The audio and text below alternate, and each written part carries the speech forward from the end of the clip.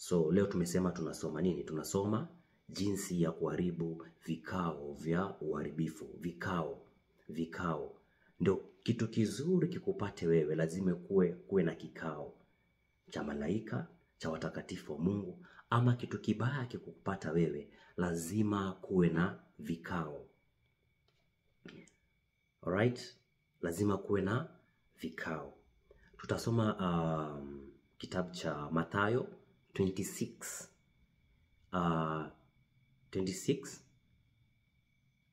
verse 14. Matthew 26 verse 14. Ndipo Yuda aitwaye Iskarioti, mmoja wa wanafunzi 12 wa Yesu, alikwenda kuzungumza na wakuu makuhani, akasema, nikimkabidhi Yesu kwenu mtanilipa nini? Makuhani walimpa sarufi 30 za fedha. Na nipata hiyo ni 14. Tukirudi juu kuanzia 26 verse 3, chapter 26 verse 3 inasema, wakati huo makuhani wakuu na wazee wa watu walikutana pamoja katika ukumbi wa Kayafa kuhani mkuu, wakashauriana jinsi ya kumtia Yesu nguvuni kwa hila wamuue. Makuhani mkuu pamoja na Kayafa walikusanyika, wakafanya kikao ni jinsi gani watamuua Yesu. Ndio Yuda Iskarioti, hapo ukienda 14, ndipo Yuda Iskarioti, mmoja wa wanafunzi wa Yesu. So panatokea mtu mmoja hakupendi, panatokea tu mtu kwenye ukoo anataka kuwa tajiri, panatokea tu mtu anataka kutumia nyota yako, just one person anatokea anataka kutumia nyota yako. Umefungua biashara, hajaipenda. Ndoa yako iko mzuri, hajaipenda. Anaenda kukushtaki, ule ndio mshtaki wako. Anaenda kwa shetani. Wanafanya nini? Wanafanya kikao wakuharibie wewe, kikao cha uharibifu. Anaenda na kafara yake. Palitokea babu moja kwa ukoo wa generation ya 4 ukoo, kwa kuwa imeandikwa Mungu wapitiliza wana maovu za baba zao, hata kizazi cha 3 na cha 4 cha wale wanichukiao. Palitokea babu mmoja. Huyo babu alitaka kuwa tajiri hizo enzi. Akaenda kwa mchawi, wakafanya maagano. Greetings Josephine. Wakafanya maagano, utakuwa tajiri lakini familia yako itakuwa maskini. Utakuwa tajiri lakini generation yako itakuwa wanakufa haraka. Pakatokea mtu mmoja rafiki yako, akaona kazini mbona unapandishwa cheo, mbona wewe biashara yako inakuwa. Akaenda kwa mganga, akaenda kwa mchawi, akaenda na kafara yake, aende akushtaki kama vile Yuda aliwafuata wale makuhani. Kumbuka tumeona makuhani pamoja na Kayafa. Kayafa alikuwa leader. Pamoja na Kayafa walifanya nini? Walifanya kikao ili wapate kumuua Yesu. Waliweka kikao ili wapate fanya nini? Kumuua Yesu. Lakini iko kikao leo tutakisambaratisha, tutakivunja, tutakiharibu, tutakibingirisha chini kwa damu ya mwanakondoo, kwa kuwa imeandikwa katika kitabu cha Zaburi 16:10, naam, utaniacha nafsi yangu kuzimu, utaniacha nione siku ya uharibifu. Sisi hatutaacha kuzimu, sisi hatutaacha tuone uharibifu, kwa kuwa kuna uwezekano nafsi yako imefungwa kuzimu, lakini Mungu anasema hata kuacha kuzimu. Kuna uwezekano umeona uharibifu fulani, lakini Mungu anasema hataacha ukae kwenye uharibifu. So kuna vikao vya uharibifu na kuna mshtaki wako. This one person, inaweza kuwa ni mjomba, inaweza kuwa ni mama, inaweza kuwa ni baba, inaweza kuwa ni ndugu. Anataka kitu fulani, anataka kutumia nyota yako. Anasema mtu fulani yule mbona ana nyota nzuri, mtu fulani yule mbona biashara yake iko vizuri, mtu fulani yule mbona watoto wake wana akili. Anaenda anakushtaki kwenye kikundi, wanafanya kikao, wanakunywa kafara zao, wanakutumia mashetani, zinakuja zinakuingia kama magonjwa. Wanatuma mashetani zinaingia watoto wako, wanatuma mashetani. Wanaona kwenye ulimwengu wa roho kwamba ukipata mtoto, ule mtoto atakuwa baraka yako. Anaona kwenye ulimwengu wa roho ukiolewa, ndoa itakuwa baraka yako. Wanatuma mashetani inakuzuia. Na nipata wanakuwekea kikao cha uharibifu. Wanakuwekea nini? Kikao cha uharibifu. Ndio tukisoma kitabu cha Danieli chapter 6 verse 4 to 5. Basi mawaziri na viongozi wakatafuta sana kumpata kupata Danieli kupata sababu za kumshika Danieli kwa habari ya mambo ya ufalme, lakini hawakuona. Walifanya kikao ili wampate Danieli. Wampate Danieli, lakini wakakosa. Ndio wakamjaribu kwa njia ya imani yake. So walijikusanya mawaziri, wakajikusanya, wakatengeneza kikao, wanamdiscuss Danieli vile watambring down. Lakini wote walikuja wakaangamia. Baadaye Danieli alishikwa, akapelekwa kwenye wapi? Shimo la simba. Wale simba walikuwa ni wakali sana. Wakamshika Danieli, wakampeleka kwenye shimo la simba. Mfalme hakuwa anajua. Baadaye alijua kumbe kikao kilikuwa kinafanyiwa Danieli. Akaenda kwenye tundu kumtazama Danieli, akampata Danieli yuko. Danieli akamwambia, mfalme niko. Mfalme akamwambia, mfalme niko. Ndio mfalme akamuru Danieli atolewe.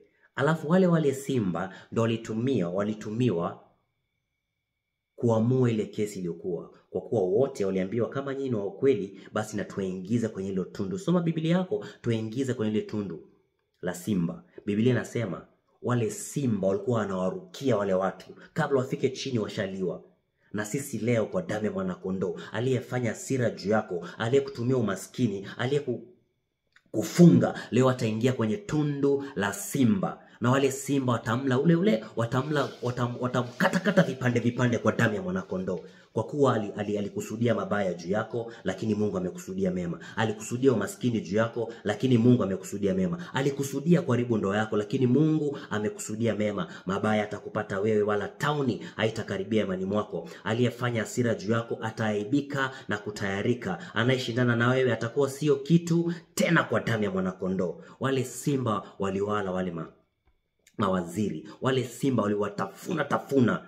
Kumbuka waliingizwa ndani pamoja na familia yao. Ndio maana Biblia inasema wamalize Amaleki na kizazi chao. Amalize Amaleki na kizazi chao. Ule waziri alishikwa, mke wake akashikwa, watoto wake wakashikwa. Leo tunaenda kuwakamata na watoto wao. Tunaenda kuwakamata na madada zao. Tunaenda kuwakamata na silaha zao, na zile manyungu zao, na zile uteo zao. Tunawakamata, tutawafunga, wataingia kwenye shimo la simba kwa damu ya mwanakondoo. Wataingia wapi? Kwenye shimo la uharibifu. Maana wamekusudia mabaya juu yako, lakini mabaya hayatakupata wewe, yatawarudia wao katika jina la Yesu Kristo na uwezo wa Mungu aliye hai. Tutaendelea kusoma. Tutasoma kitabu cha Matendo ya Mitume chapter 23 verse 12 to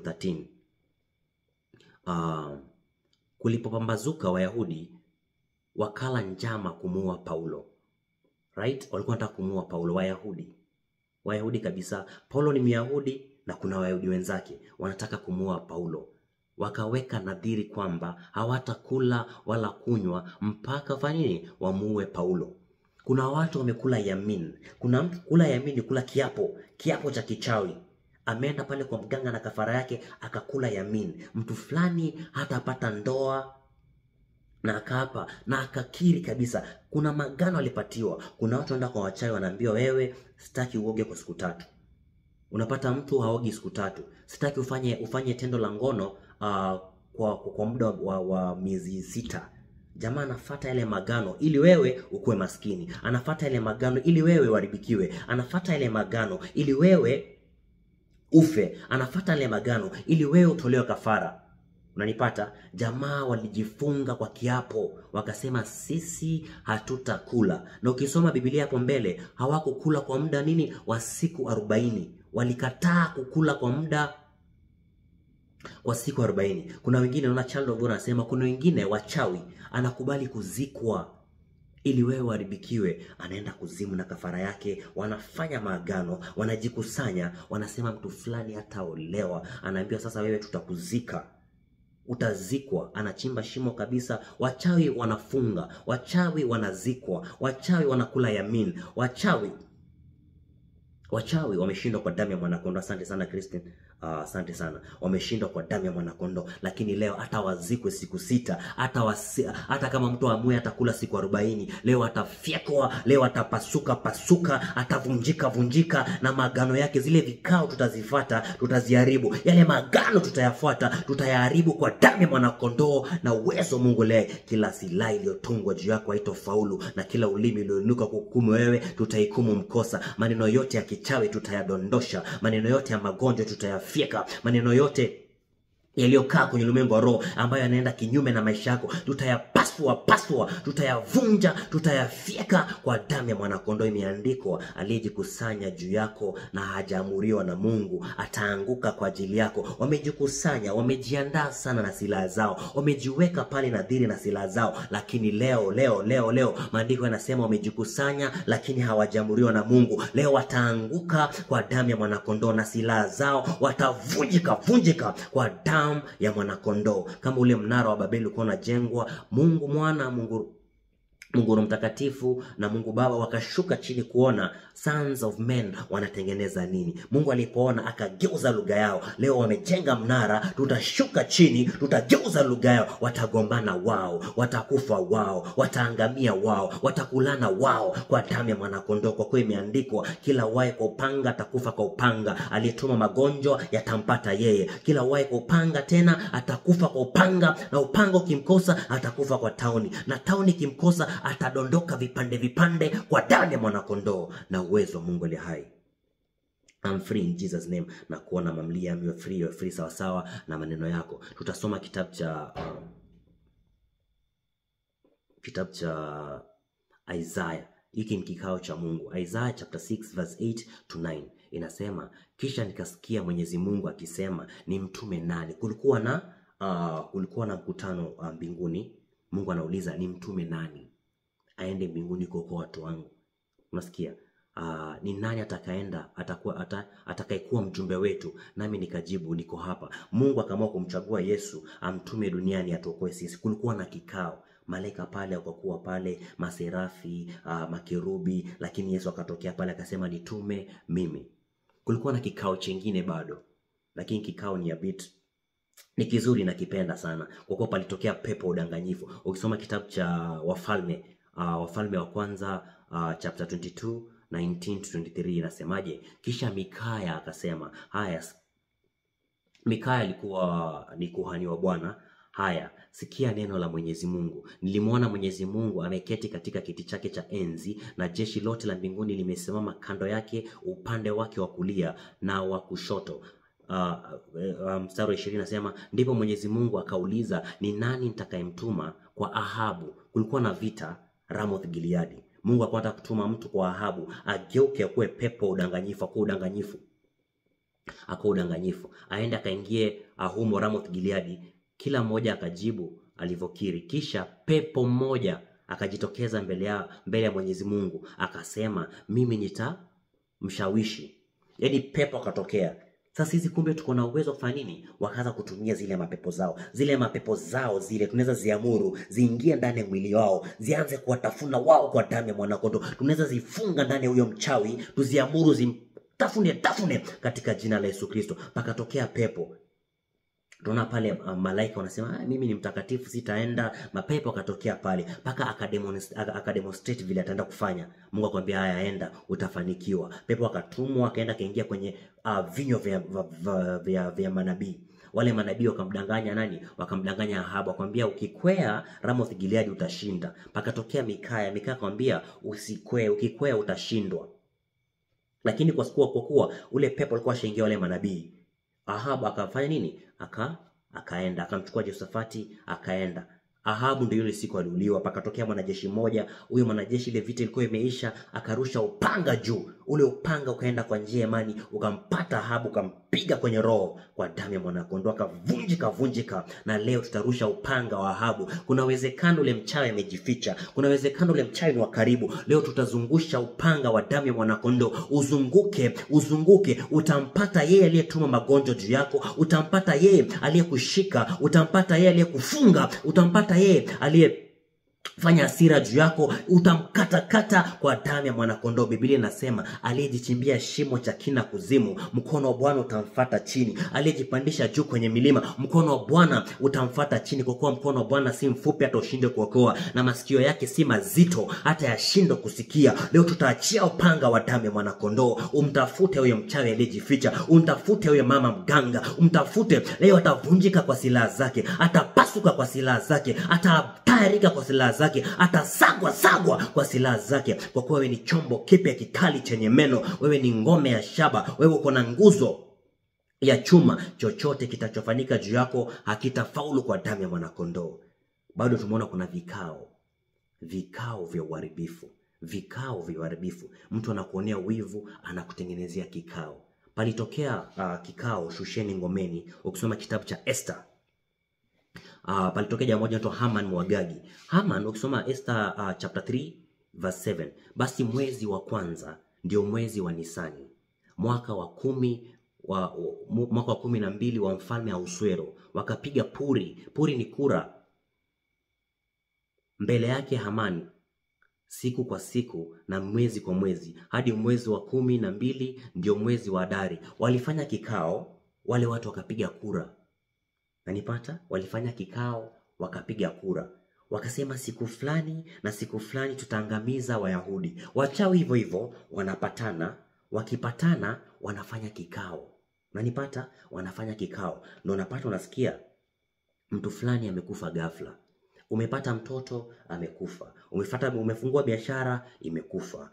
Umepata ndoa imeanguka. Wametengeneza kikao, wakaweka paka tarehe, wakaweka paka siku, wakaweka paka sekunde. Leo tutasambaratisha siku, tutasambaratisha. Na walipiga kura, kwa zile kura zao tutaziteketeza, zile tarehe zao tutazigeuza, tutawaweka wao kwa damu ya mwanakondoo.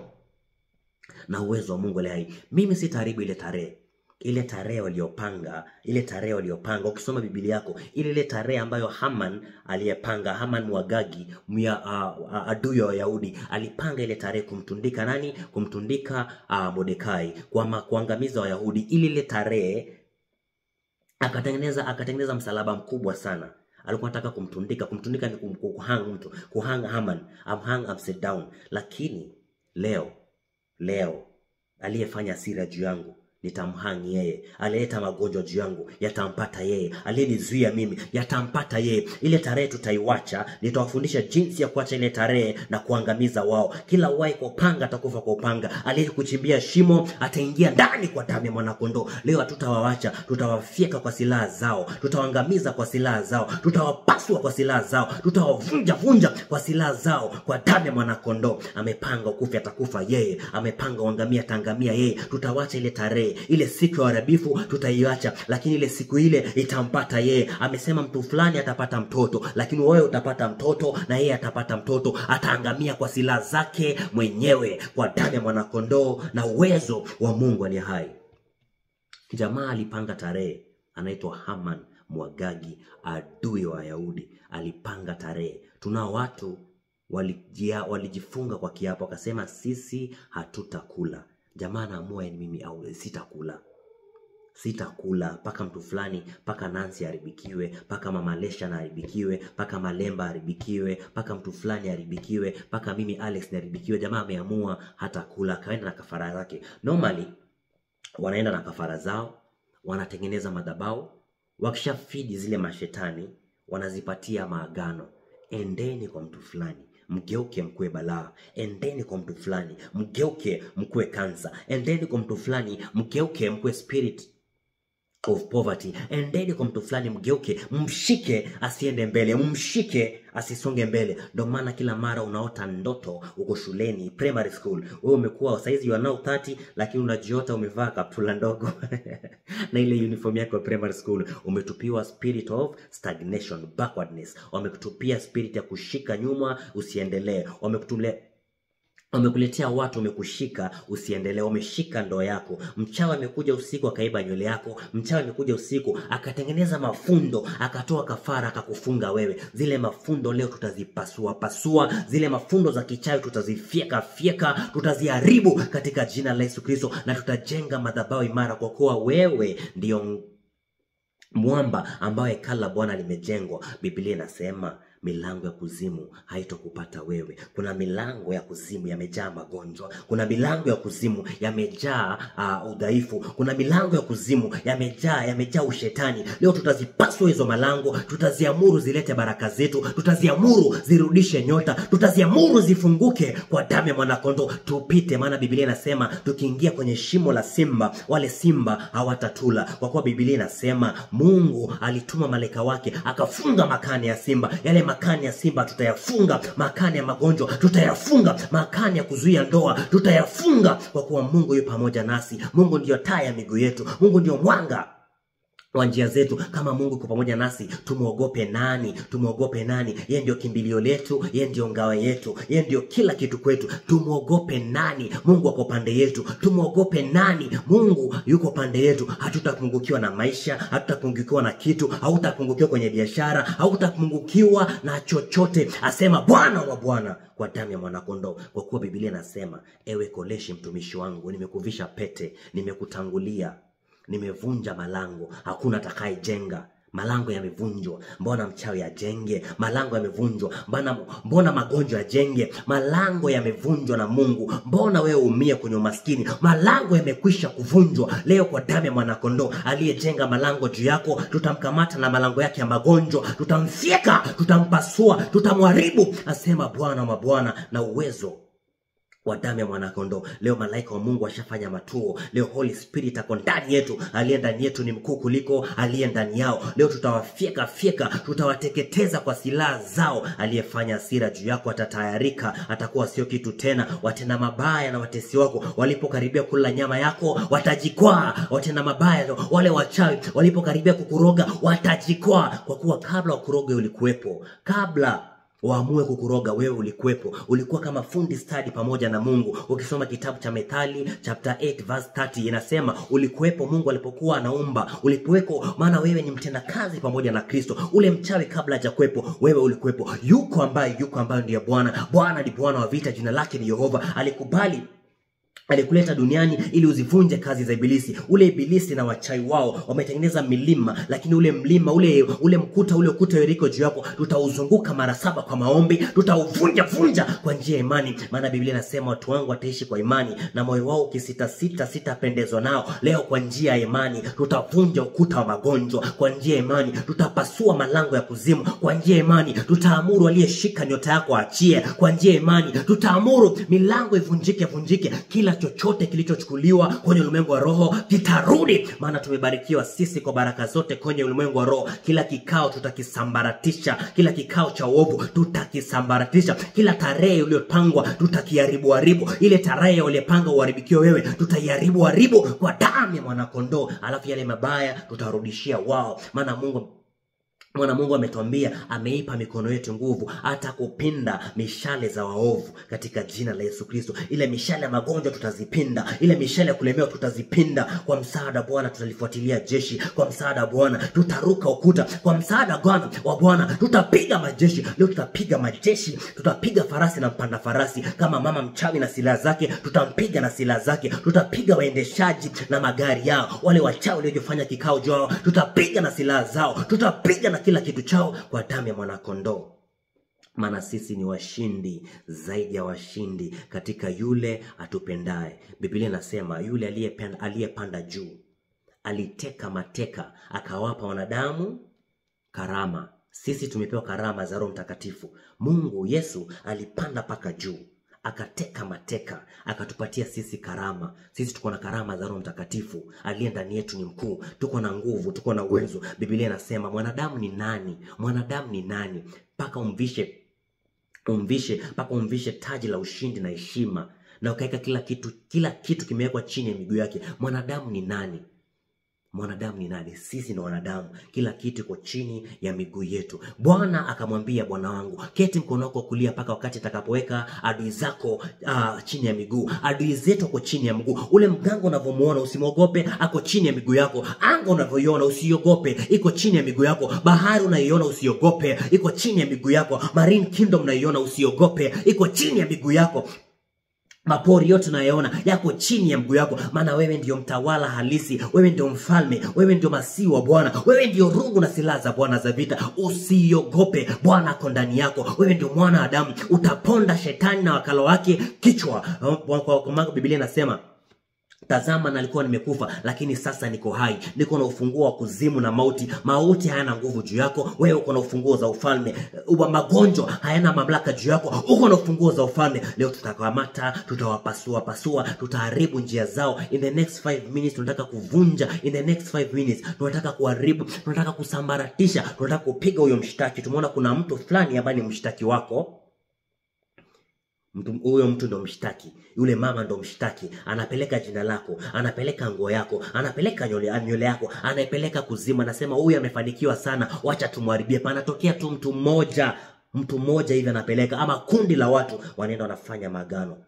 Ndio maana usiwahi danganywa mchawi anaroga peke yake. Wachawi wanaroga kwa makundi. Wachawi wanafanya nini? Wanaroga kwa makundi. Kuna wachawi wanatumia anga. Ndio maana sisi tumepata utawala ya kutawala anga. Wale wachawi wote wanaopuruka na uteo, leo tunawaangusha na uteo zao. Anayepuruka na kifagio, tutamwangusha na kifagio yake. Anayetoka kwenye mwili wake aenda kuroge, leo tutaamuru malango yafunge. Kama alivyotoka akwame, tutamfunga mali, tutamfunga na tutamshusha pande za mwisho za kuzimu katika jina la Yesu Kristo. Kama hatima yako imenasa, leo tutainasua. Kama nyota yako imefunikwa, leo tutaifunua. Tutaamuru nyota yako ing'ae, maana imeumbwa ing'ae. Tutaamuru biashara yako ing'ae, maana Bwana anasema nitabariki kazi ya mikono yako. Leo kila kitu kitang'aa, kila kitu chako kitang'aa. Kama ni ndoa yako itang'aa, kama ni biashara yako itang'aa, kama ni mpenzi wako atang'aa, kama ni watoto wako watang'aa. Utapaa kama tai, asema Bwana wa Bwana. Sauti imesika kwenye nyika, tengenezeni njia ya Bwana. Njia imetengenezwa, malango yamevunjwa. Mapigo ya shaba yameteketezwa, milango ya chuma imevunjwa. Umepewa hazina za gizani na mali iliyofichwa mali pasiri. Leo tunatembea kwa msaada wa Bwana, maana sisi ndio wana wa nuru. Leo tunatembea na mwanga ya damu ya mwanakondoo, maana sisi ndio wana wa nuru. Leo tutachukua kila kitu chetu, tutateka mateka, maana sisi tuko na nguvu. Tutawateka, tutawafunga, tutawapasua, tutaamuru waachie kila kitu walichochukua katika jina la Yesu Kristo, tukisambaratisha silaha zao, tukisambaratisha njia zao. Atakimbia lakini tutamkamata. Ameanza kuaibika, ameanza kutayarika. Leo tutavaa kigao na ngao. Leo tutachukua sime na upanga, tutawafuata, tutawaweka kwenye njia ya utelezi iliyojaa giza. Tutaamuru malaika wa Mungu amkamate, amfyeke. Biblia inasema malaika wa Mungu alimpiga Herode. Herode akaliwa na chango akakufa. Herode aliliwa na chango, alipigwa na malaika. Leo tutamtuma malaika apige ule mchawi aliyekufunga. Tutamtuma malaika, wale chango watawala wale watu, na katika jina wataachia, maana wataangamia na kuvunjika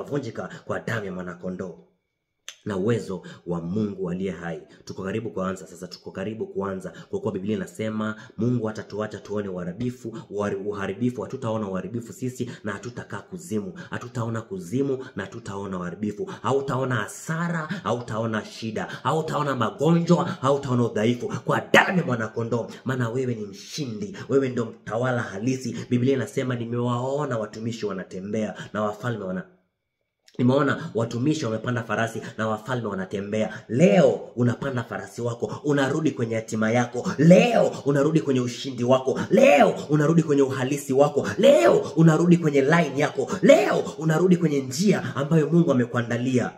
Na kuna silaha itakayosimama mbele yako. Kila silaha itakayofanyika juu yako leo tutaiangusha kwa damu ya mwanakondoo na uwezo wa Mungu aliye hai.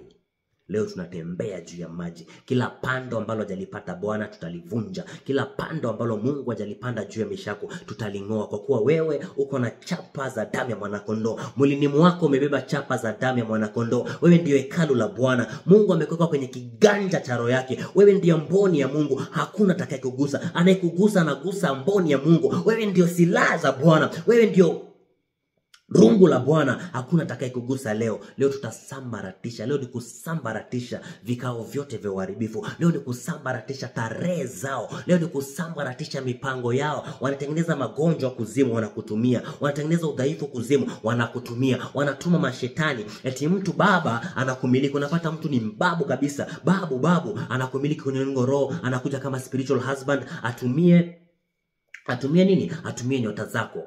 Leo Yeye kama amepeana nyota yake, amepeana kwa kutaka kwake, ataachia nyota yako. Yeye kama amekubali kuwa mchawi, amekubali kwa kutaka kwake, akuache wewe mtoto wa Mungu ufanye kazi ya Mungu. Maana wewe umekusudia kufanya kusudi la Mungu hapa duniani. Umekusudia kufanya lile Mungu ambaye amekuazia. Leo kama yeye aliingia kwenye uchawi, atabaki huko. Kama mama aliamua atazidi kuroga, atabaki huko huko. Unapata mtu ni babu na hana meno. Babu hana meno, anakujia kwa ndoto, unashangaa unaona babu anafanya hivi, anafanya hivi. Kumbe babu ndiye anakumiliki kwenye ulimwengu wa roho. Unafanyishwa tendo la ngono na babu. Akifanya mapenzi vile, anaiba nyota yako. Akifanya vile, anakufunga. Akifanya vile, mababu wengine wanatisha sana, lakini leo tutawapasua, tutawafyeka, tutawaharibu katika jina la Yesu Kristo na uwezo wa Mungu aliye hai. Nataka sasa tuanze kuomba. Whatever man thinks so, he is good. Vile unajiwazia ndani, ndivyo ulivyo. Kama wewe ni mshindi, wewe ni mshindi. Kama wewe ni mbarikiwa, wewe ni mbarikiwa wa Mungu. Sisi ndio masihi wa Bwana. Palitokea mfalme mmoja anaitwa Jeroboam, mahali kunaitwa Bethel. Pakatokea kuhani wa Bwana. Huyo kuhani alikuwa ametumwa atoe unabii kuhusiana na madhabahu ya Bwana.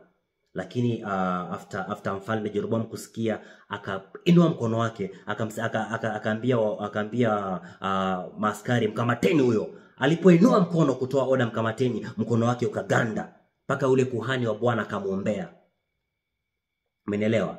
Kuna watu wameinua mikono yao tupe magonjwa. Kuna watu wameinua mikono yao waharibikiwe wewe. Leo tutaamuru zile mikono zao zitaganda. Leo tutagandisha kazi zao. Tutagandisha uchawi wao. Tutagandisha magonjwa yao. Tutayagandisha kwenye ulimwengu wa roho. Tutagandisha tukiwarudishia wao katika jina la Yesu Kristo. Hakuna mahali shetani atakaa mbele yako. Hakuna mahali shetani atakuja kukuzuia. Hakuna mahali ule mzee asiye na meno atakuja kukumiliki. Leo tutakusanya na makarasi zao. Tutakusanya na pete zao. Tutaziharibu, tutazivunja, kwa kuwa sisi tumepatiwa mamlaka ya kanyaga nyoka na inge na kazi zote za ibilisi. Aliyepanda juu akateka nyara akatupa sisi karama, ndiye aliyeshuka chini pande za mwisho za kuzimu akachukua ufunguo wa mauti na kuzimu, na sasa yuko hai, yuko pamoja nasi. Yesu ndio yuko ndani yetu. Yesu ametupa sisi ufunguo. Sisi ndio mwamba, sisi ndio hekalu la Bwana, na malango ya kuzimu, chochote ambacho tutakifunga duniani kimefungwa na mbinguni. Chochote tutakachofungulia duniani kimefunguliwa na mbinguni. Leo tutafunga mauti, tutaachilia uzima. Tutafunga magonjwa, tutaachilia good health. Tutafunga udhaifu, tutaachilia uzima katika jina la Yesu Kristo na uwezo wa Mungu aliye hai.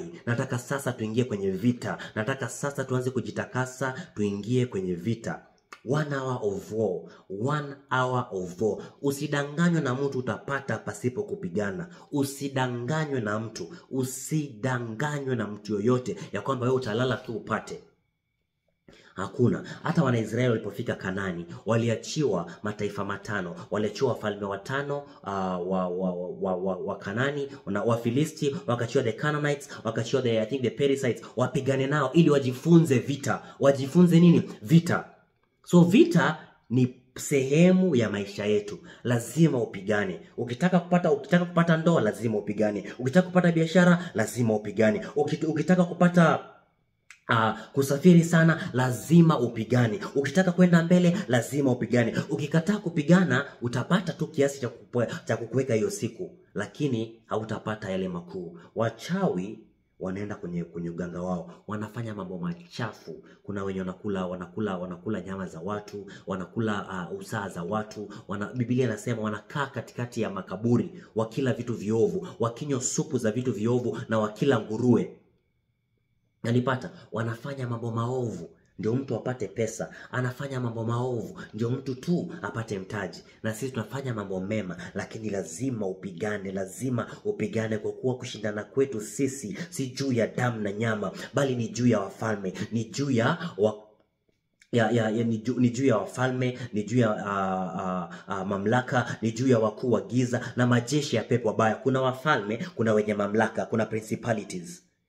Kuna princes of darkness, kuna principalities, kuna wakuu wa giza, kuna majeshi ya pepo wabaya. Lazima tupigane nao, lazima tuwafyeke, lazima tuwaamuru waachie ndoa, lazima tuamuru waachie biashara, lazima tuamuru katika jina la Yesu Kristo. Lazima tuambie leo achia ndoa, lazima tuambie leo achia biashara, lazima waambie leo achia maisha yangu. Lazima wainuke leo, wana utukufu tupate kuingia. Lazima, yani lazima. Mimi Alex nimeamua sitozuilika. Sijui wewe, mimi nimeamua leo hakuna kitakachonizuia, hakuna kitakachonizuia. Lazima nisonge mbele, lazima, maana Mungu ndio taa ya miguu yangu. Ile taa ya Mungu iko mbele yangu, lazima nisonge mbele. Na malaika wa Mungu amenitangulia, mbona nikwame? Malaika wa Mungu yupo pamoja nami, mbona nikwame? Uwepo wa Mungu kwa ndani yangu, mbona nikose kumiliki? Lazima nitamiliki, lazima nitamiliki ndoa, lazima nitamiliki biashara, lazima kwa damu ya mwana kondoo.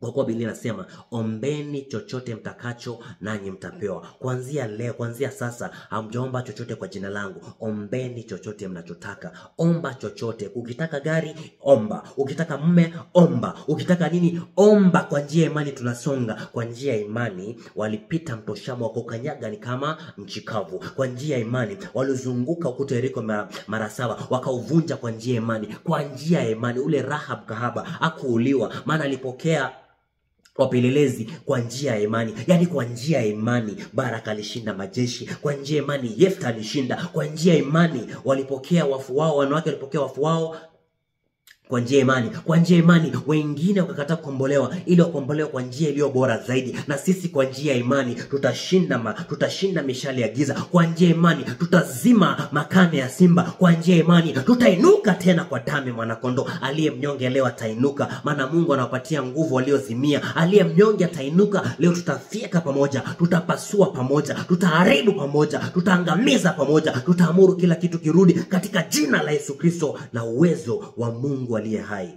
Na usiogope, hakuna jeshi itakasimama mbele yako, hakuna kwa damu ya mwana kondoo, maana Mungu ako ndani yako. Wewe ndio masihi wa Bwana. Nataka sasa tuingie kwenye vita. Nataka sasa, na I think kila mmoja ako ready. Na Dani kila moja ako ready, kila moja ako ready. Nataka tutakase vita. Leo ni kusambaratisha vikao za uovu. Leo ni kufanya nini? Kusambaratisha. Kuna watu wamekusanyika, kuna majeshi ya wachawi, kuna majeshi ya wafu wamekusanyika. Kuna babu ulimfyeka akapeleka jina lako kwenda kushtaki, umempiga sana kwenye mengo roho, amekuja umemkata pua yake, umekata masikio yake, umekata mikono yake. Palikuwa na mfalme anajiita Adon-Bezeki. Adon-Bezeki alijificha, akakamatwa na Israeli. Yuda pamoja na Walawi walienda wakawakamata, wakamkata mikono.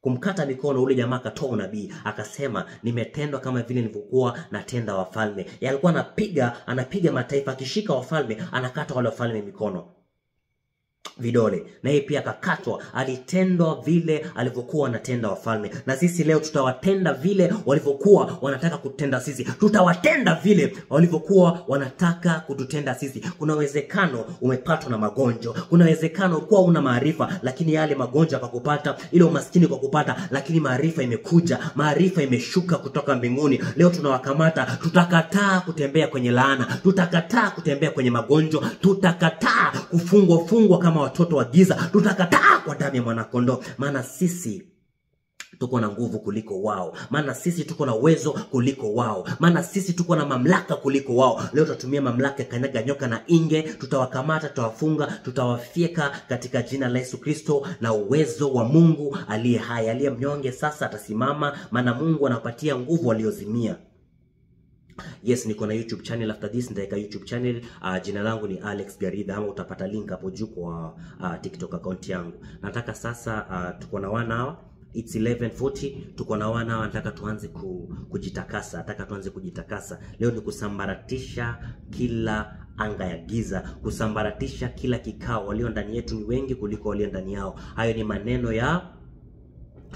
ya Elisha. Alikuwa anamwambia Gehazi. Gehazi ni mtumishi wake. Gehazi alikuwa ameingiwa na wasiwasi, akafunguliwa macho. Elisha akaomba Mungu, Gehazi akafunguliwa macho, akaona majeshi ya malaika wamekaa kwenye chariots of fire. Akasema aliyetuzunguka nao amezunguka, aliyetuzunguka nao wamezunguka. Wale majeshi wale walikuwa wamezungukwa na majeshi ya mbinguni, na wale majeshi Elisha akawaamuru wapige upofu. Na sisi leo tutaamuru yale majeshi ya wachawi wapige upofu, kwa kuwa Biblia inasema zile farasi zao zitapigwa watapigwa na hofu, na wao watapigwa na wazimu. Leo kwa damu ya mwanakondoo, farasi za kichawi zitapigwa na hofu, zitatayarika. Yale magonjwa yatapigwa na hofu, zile spirits zilizotumwa juu yako zitapigwa na hofu, na wale wachawi watakuwa wazimu. Leo tutabadilisha lugha yao, ile lugha wanayoongea pale tutabadilisha lugha yao. Wachawi wanaongea lugha yao, wachawi pia wanatema kwa ndimi, lakini ndimi za giza. Leo tutageuza lugha yao, tukawafyeka na silaha zao na majoka zao na mashetani, majini makata, majini mahaba, tutazikamata, tutazifyeka,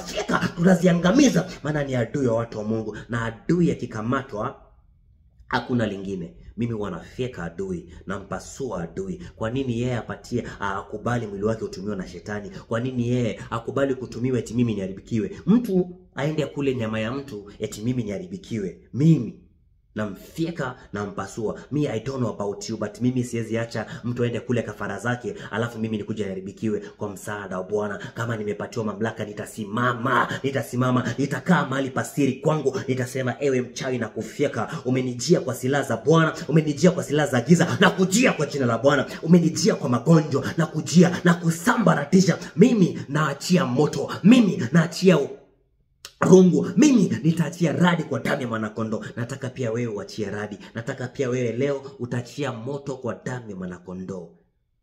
Elisha alipokuwa anaenda kuomba, pakatokea vijana 50 wakamchekelea.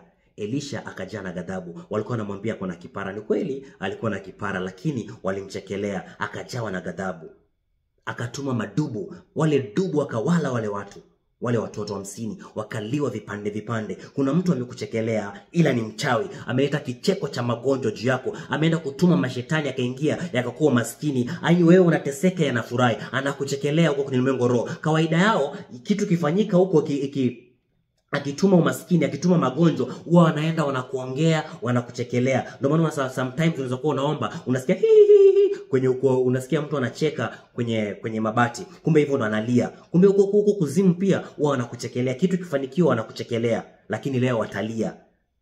Hakuna kucheko tena, hakuna kusikia kwenye mabati. Mimi nishaisikia kumbe ni jamaa analia. Mimi kwenye kuomba yangu, siku moja Mungu akanipeleka kwenye ndoto, nikaona watu wangu wa karibu, watu karibu kabisa na wajua. Nikamwona mtu fulani namjua, nikaona mtu fulani namjua, wameshika mbuzi, wanatoa kafara eti mimi nife. Wanaambiana huyu vile anavoomba huyu ataharibu watoto wetu, anavoomba huyu tutaangamia, wacha tumchinjie mbuzi aangamie. Nikawaona kabisa, nikawajua kwa majina. Hata wewe leo ukitaka kujua silaha zao, unaombaje sasa? Sema navaa mamlaka kwa damu ya mwanakondoo, navaa mamlaka. Imeandikwa tusikose kujua ila zao. Leo naenda kwenye mikutano yao, mikutano ya kichawi, naenda na naamuru wasinione, maana imeandikwa chochote nitakachoomba kitatokea, chochote kitachoomba nitapewa. Leo naenda kwenye mikutano yao, nisambaratishe anga zao, nisambaratishe silaha zao, niwafyeke kwenye mikutano yao. Ukilala usiku utaota kundi la wanawake ama kundi la wanaume, utawaona kabisa. Ama utaota simba linakuja inakupata, unatoa upanga na mali unawafyeka. Mimi nilienda kwenye hilo kundi, nikasikia wanavyopanga, nikasikia wanavyosema, nikasema wananipangia mabaya, nani watanijua. Nilipoamka tu kwenye hiyo ndoto niliwakamata. Amini nakwambia, paka leo ni muda tu, wataanza kuanguka kama avocado ambaye imeozea juu ya mti. Wataanza kudondoka, maana walinipangia mabaya yashawapata. Ni time tu, ni muda. Kama watageuza njia zao, wataangamia kwa silaha zao. Kama watageuza ule maskini uliotuma juu yangu, wataangamia kwa umaskini katika jina la Yesu Kristo. Kila silaha uliotumia juu yangu imewaka na wanarudishiwa wao, wanavunjika wao. Hakuna atakaye kushika, hakuna. Katika jina la Yesu Kristo. Na Alex, tukiota mbwa au ni wachawi na kufuata umbwa wawili, na kuna wanapenda kuchukua umbwa, lakini wewe una uwezo wa kusema katika jina la Yesu Kristo, kila umbwa watakalochukua nalivua. Unavua umbo zao. Ukivua umbo zao, amini nakwambia, ukivua umbo utashangaa utakayemuona. Anaweza vua umbo kabisa, lakini akivua umbo utashangaa ukiona watu karibu. Utashangaa sana ukiona watu karibu.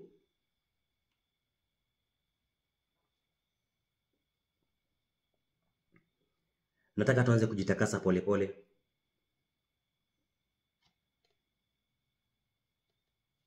nataka tuanze kujitakasa polepole. Nataka tuanze kujitakasa. Tulivoumbwa nikapata ulivoumbwa ukapata boyfriend yako. Unaona? Ukimvua umbo utashangaa, utamwona. Mimi nishavua umbo nikaona mama fulani hivi anakuja, nikajua yani kumbe wewe mama nimekuwa ni mama. Yani wewe mama nimekuwa nikikuheshimu, kumbe wewe mama. Na nilimuona mara 2, ya 3, ya 4, ya 5. Namuona naimba watoto wangu wewe. Kumbe wewe mama ni mchawi. Nakwambia wachawi wanafanya mambo za ajabu. Kukaa kwa Mungu utaona mambo mengi. Kukaa kwa Mungu utaona mambo mengi. Utajua siri mingi. Nashangaa namuona mama nimekuwa nikimheshimu sana. Namuona dada nimekuwa nikimheshimu. Ng'ombe pia ni mchawi. Namuona pastor niombee ndoa na kazi. Kaa na pamoja na sisi, kaa tu hapo. Tunataka kujitakasa hapa. Ile ndoa yako ambayo unaiona utaipata leo. Hiyo kazi ambayo unaiombea utaipata leo. Just kaa. Just stick around hapo. Ndio tunataka kuanza. Leo naona mahubiri yamekuwa matamu. Ukivua umbo utashangaa. Ukivua umbo utamuona tu ule babu ambao hujamuona 4th generation. Utamuona ukishangaa, kumbe ni babu hivi anatembea. Utashangaa spiritual spouse yako, kumbe ni babu anatoka Uarabuni. Anatembea hivi, utamuona kabisa anakuja ameshika mkongojo, anatembea, unatembea, anafanya ule babu ndio spiritual spouse wako. Ukilala usiku anaiba nyota yako. Ukilala usiku anakuja kama nyoka. Ukivua umbo utashangaa, utaona makubwa. Ukienda kwenye mikutano yao utashangaa, utaona mambo makubwa. Nataka sasa tuanze kujitakasa. Seme kila moja seme najitakasa kwa damu ya mwanakondoo. Kila moja wetu ajitakase. Kama mko tayari muandike hapo niko tayari. Kama uko tayari useme hapo niko tayari. Sisi tuliona mama good. Ukivua umbo utaona watu karibu. Nataka kama uko ready, nataka tuanze kufyeka, naona muda unaenda. Nataka tuanze kupasua, tuanze kuvunja, tuanze kuharibu. Kama mko tayari tuseme niko tayari. Kila moja anaona watu wako ready. Nataka kila moja repeat after me. Sema najitakasa kwa damu ya mwanakondoo. Najitakasa kwa damu ya Yesu. Tuanze kujitakasa. Tuanze kujitakasa. Najitakasa kwa damu ya mwanakondoo. Najitakasa kwa damu ya Yesu. Najitakasa kwa damu ya mwanakondoo. Najitakasa. Anza kujitakasa. Child of God join, amejoin mara 50. Thank you so much. Umetoka kijoin mara 50. Anza kujitakasa kwa damu ya mwanakondoo. Sema najitakasa kwa damu ya Yesu, najitakasa kwa damu ya mwanakondoo. Tujitakase kwa damu ya Yesu. Kila moja jitakase. Kumbuka imeandikwa karibu kila kitu kwenye Torati utakaswa kwa damu, na pasipo damu hakuna ondoleo. Jitakase kwa damu ya mwanakondoo. Alafu tutaomba Mungu msamaha. Jitakase. Ukijitakasa pia takasa anga yako. Takasa bahari kwa kuwa iko chini ya uongozi wako. It's okay child of God. Takasa anga zako, jitakase kwa damu ya mwanakondoo. Jitakase tu, usiogope wewe, jitakase kwa damu ya mwanakondoo. Alafu sema naomba msamaha kwa yale ambayo nimeyafanya kwa kujua na pasipo kujua. Naomba msamaha kwa yale ambayo nimeyafanya kwa kujua na pasipo kujua. Kumbuka maombi ya mwenye haki nafaa sana akiomba kwa bidii. Nataka tuombe msamaha, nataka tuombe Mungu msamaha. Ndio maombi yetu kubalike. Tushajitakasa, nataka tuombe msamaha. Nataka kila mmoja aombe msamaha kwa Mungu. Nataka kila mmoja anyenyekee chini ya miguu ya Mungu, aombe msamaha. Kila moja aombe msamaha. Omba msamaha sasa. Nataka tuanze kuvaa mamlaka. Kama umeomba msamaha, nataka nione hapo sema nimeomba msamaha. Kwa kuwa Mungu anasema njooni kwangu mliolemewa na mizigo nami nitawapumzisha. Biblia inasema ijapokuwa dhambi zako zimekuwa nyekundu kama damu, ama zimekuwa nyekundu kama bendera, atazifanya zikuwe nyeupe kama theluji ama kama sufu. Na ukifuata maagizo yake utakula mema ambayo Mungu amekuandalia. Sisi ndio wenye haki wa Bwana, tumeomba msamaha. Kama tumeomba msamaha, nataka tuseme nachukua mamlaka. Kwanza tujitayarishe, tujiintroduce sisi ni nini. Sisi ni wana wa Mungu aliye hai. Sema mimi ni mwana wa Mungu aliye hai. Mimi ni masihi wa Bwana. Lazima kuzimu wajue wewe ni nani. Mimi Lydia Malemba ni masihi wa Bwana. Mimi child of God, mimi God's child ni masihi wa Bwana. Omba, lazima wajue wewe ni nani. Mimi Alex ni silaha za Bwana za vita. Mimi ni masihi wa Bwana. Mimi ni mpako wa mafuta wa Bwana.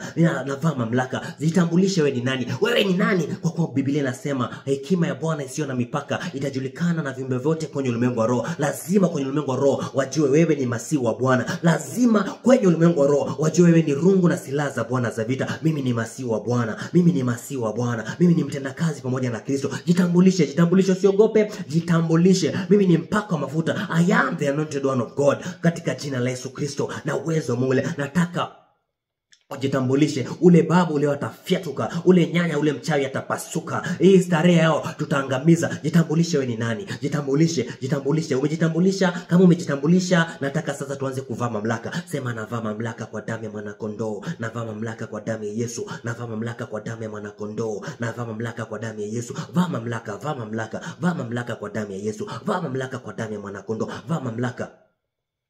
Upako wa damu. Thank you. Vaa mamlaka kwa damu ya Yesu. Vaa mamlaka kwa damu ya mwana kondoo. Vaa mamlaka. Usiogope. Wewe vaa mamlaka. Imeandikwa umepatiwa mamlaka ya kanyaga nyoka na inge na kazi zote za bilisi. Imeandikwa kila kitu kiko chini ya miguu yako. Imeandikwa utakanyaga mwana nyoka, utamkanyaga mwana simba. Vaa mamlaka. Jeshi limejipanga kupigana nawe. Leo ukivaa mamlaka zitavunjika.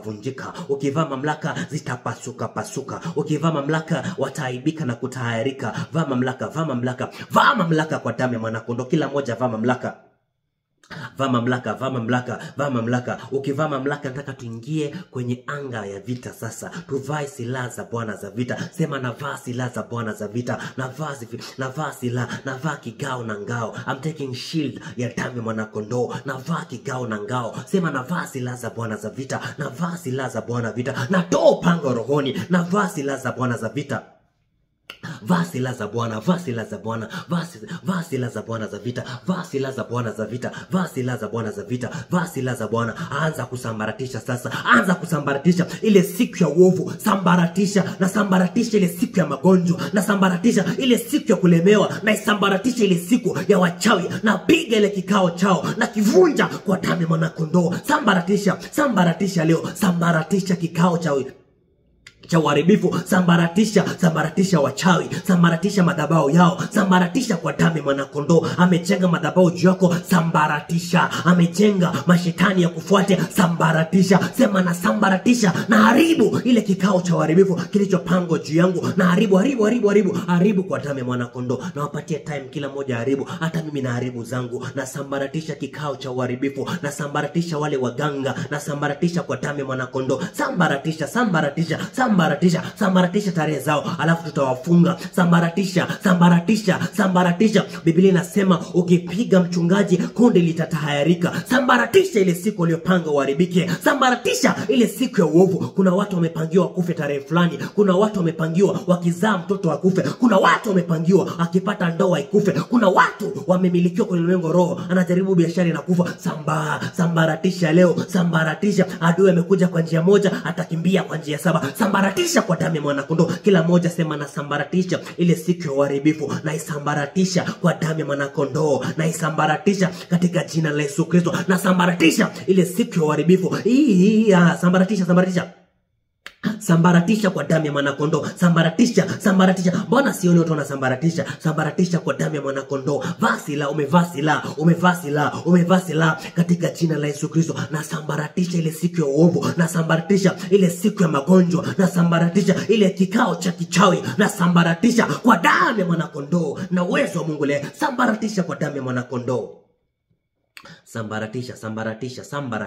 Sambaratisha. Nataka sasa tuwafunge. Sambaratisha. Kama umesambaratisha, sema nimesambaratisha. Kama umesambaratisha, sema nimesambaratisha. Usiogope. Kama umesambaratisha, sema nimesambaratisha. Hata kama uko mahali unahisi hauwezi toa sauti, omba polepole tu, sema nasambaratisha kwa damu ya mwana kondoo. Ushajitayarisha, ukisema wewe ni mwana wa Mungu, kila kitu ambacho unachokitoa kinatoka na command. Sema nasambaratisha kwa damu ya mwana kondoo. Nataka sasa tuwafunge wale wachawi. Nataka sasa tuwafunge lile jeshi la watu wasio na mili, ile jeshi la watu walio kuzimu, ile jeshi ambalo limejipanga kupigana nawe, ile jeshi ambalo limejiandaa kwa silaha zao. Sema na wafunga majeshi ya wafu, na wafunga wachawi waganga, na wafunga all spiritual spouse, na wafunga enyi wenye nguvu, na wafunga kwa damu ya mwanakondoo. Anza kuwafunga sasa, na wafunga katika jina la Yesu Kristo, na uwezo wa Mungu aliye hai. Chochote nitakachofunga duniani kimefungwa na mbinguni. Anza kuwafunga sasa. Sema, na wafunga kwa damu ya mwanakondoo, na wafunga majeshi ya wafu, na wafunga wanaopanga uharibifu juu yangu, na wafunga kwa damu ya mwanakondoo. Imeandikwa, chochote nitakachofunga duniani kimefungwa na mbinguni. Anza kuwafunga sasa. Funga mashetani, funga mizimu, funga majoka, funga all spiritual spells, zifunge kwa damu ya mwanakondoo. Funga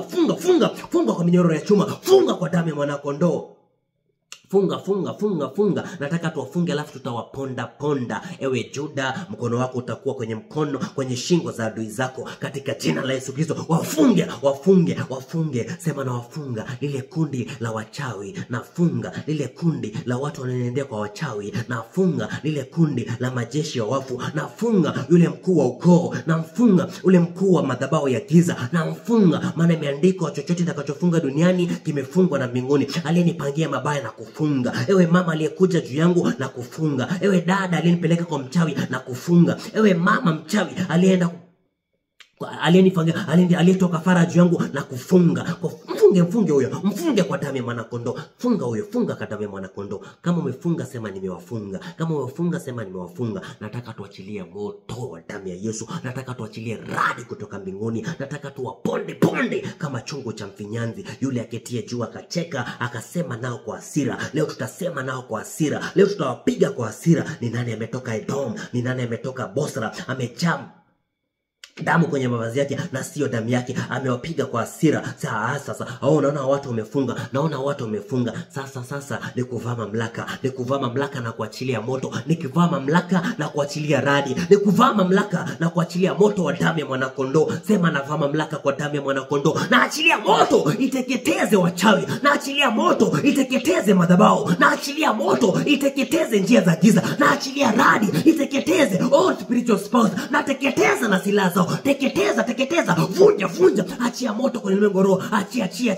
Sema, na achia moto wenye akili. Na achia moto wa damu ya mwanakondoo. Achia moto sasa. Achia moto. Repeat after me. Sema, naachia moto wa damu ya mwanakondoo. Naachia moto wa damu ya Yesu. Naachia moto katika damu ya mwanakondoo. Naachia moto. Naachia radi katika jina la Yesu Kristo. Achia moto wa damu ya mwanakondoo. Teketeza madhabahu. Teketeza wachawi. Teketeza njia zao. Teketeza katika jina la Yesu Kristo. Teketeza, usiogope. Teketeza 3 minutes. Haribu, teketeza, vunja, saga. Wewe ni chombo kipe kikali chenye meno.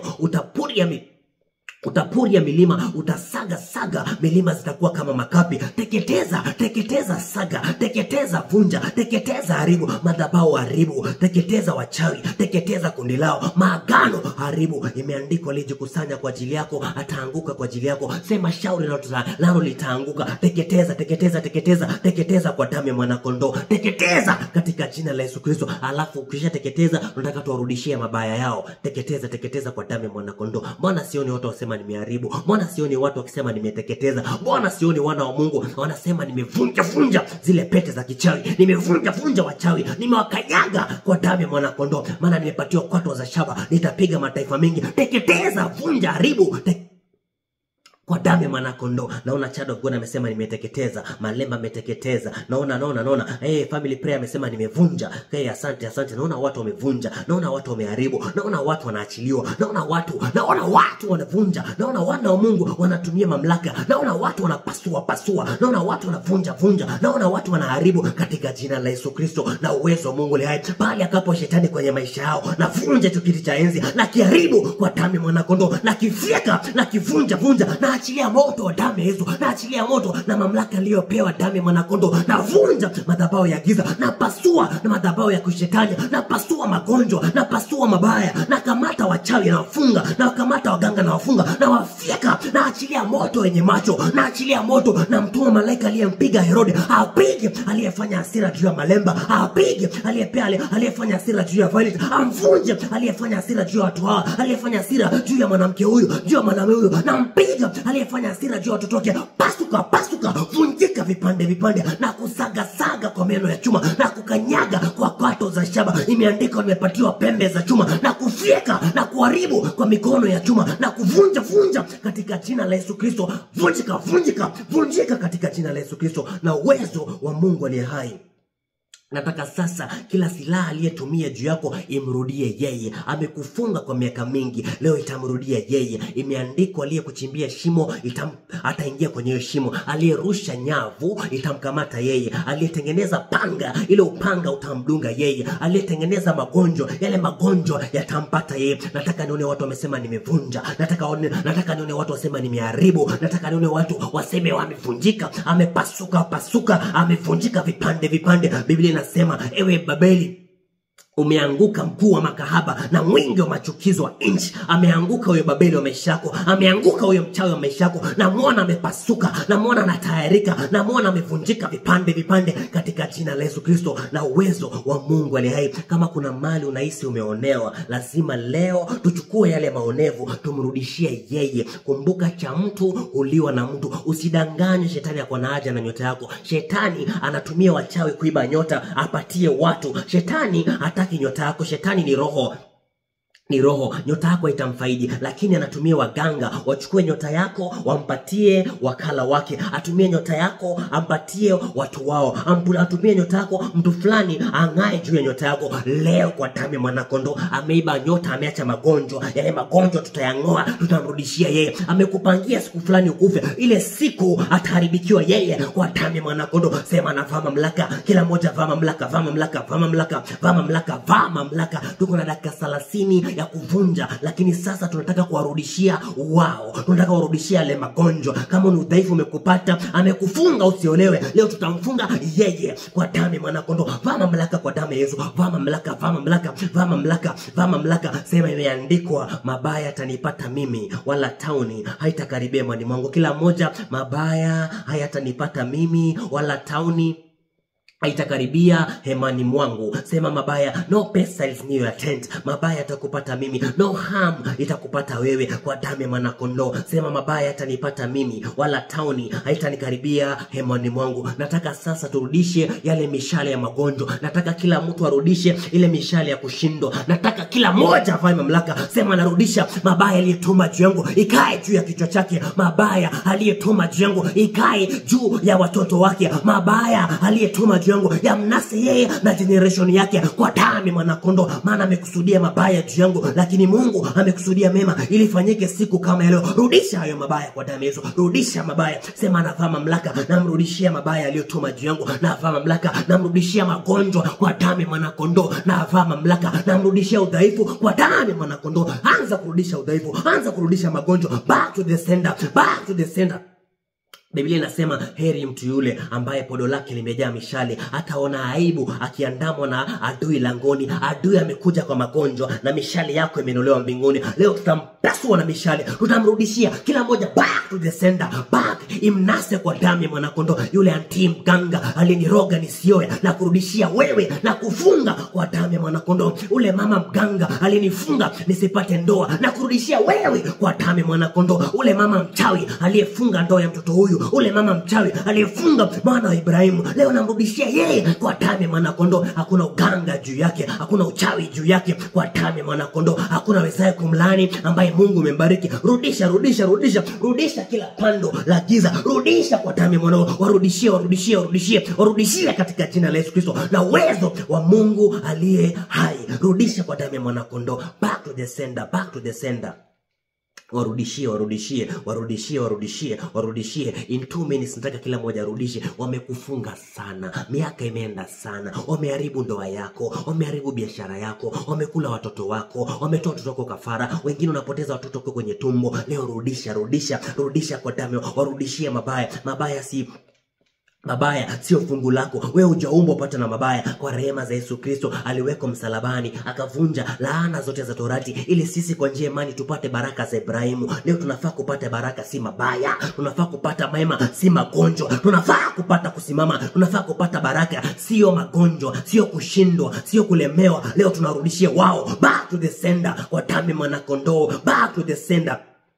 All spirit of devastation, iwarudie wao. All spirit ambaye imetumwa kuwa na stress, imrudie yeye kwa damu ya Mwanakondoo na uwezo wa Mungu aliye hai. Nataka kila mmoja, kama umerudisha sema nimerudisha. Kama umerudisha sema nimerudisha. Kama umerudisha sema Nimewarudishia wao, nimewarudishia wao. Back to the sender, back to the sender. Mungu Baba, Mungu Roho Mtakatifu, Mungu Mwana, na vaa mamlaka kwa damu ya mwana kondoo. Angalia Baba, wamejipanga kwa silaha zao za giza, wamejipanga, wamekusudia mabaya juu ya watu hawa, wamekusudia mabaya juu ya Lucy, juu ya Malemba, juu ya Violet, wamekusudia mabaya. Leo kwa damu ya mwana kondoo, yale mabaya ambayo wamekusudia juu yao na iwapate wao. Yale mabaya yampate kama yalivyompata Yoabu kwa damu ya mwana kondoo, yampate kama yalivyompata Jeroboam kwa damu ya mwana kondoo, yampate kama alivyompata Adoni Bezeki kwa damu ya mwana kondoo, aliyeinua mkono wake kumkata mtoto wa Mungu, aliyeinua mkono wake kumletea magonjwa. Leo katika jina la Yesu Kristo, yale magonjwa yakae juu ya kichwa chake. Na amuru kwa damu ya mwana kondoo, zile kamba ulizofunga zichanike vipande vipande, zimfunge yeye, maana chochote nitakachofunga duniani kimefungwa na mbinguni. Katika jina la Yesu Kristo, mabaya hayatawapata hawa kwa damu ya mwana kondoo, wala tauni haitakaribia imani mwao. Leo narudisha mishale ya magonjwa, narudisha mishale ya kulemewa, narudisha back to the sender, back to the sender. Mashetani waliyetuma wageuke kwa udhaifu, leo na wang'oa kwa mikono ya chuma. Kila pando ambalo hujalipanda Bwana, naling'oa na mrudishia yeye aliyelipanda, katika jina la Yesu Kristo na uwezo wa Mungu aliye hai.